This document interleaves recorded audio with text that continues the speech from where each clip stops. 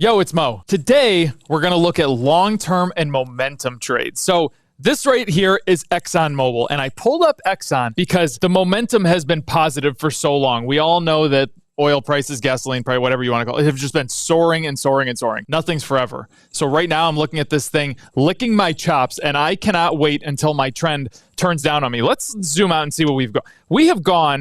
We've been in mostly a positive trend. You had to exit right here in early 2022. But without this little blip that was probably one day, this was from October of 2021. This thing has just been going straight up. So what goes up must come down. There was a lot of positive momentum here for a very long time. Now what we're going to look at is the negative momentum. And this is an ideal long-term setup right now. We're looking at this from the aspect of the trend. You need your red and yellow line dropping into the sweet spot to make a trade on this thing.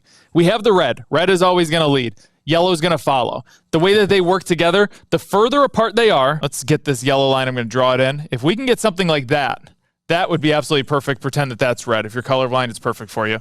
This is moving down right through the sweet spot.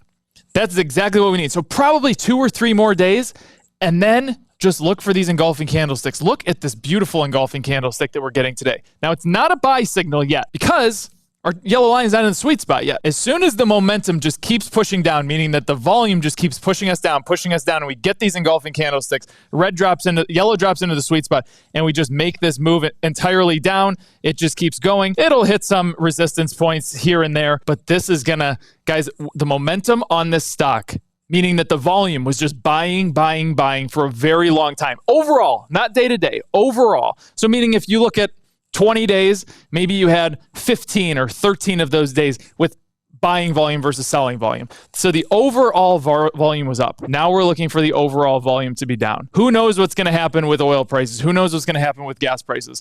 The one thing that we do know, we can trust our trend.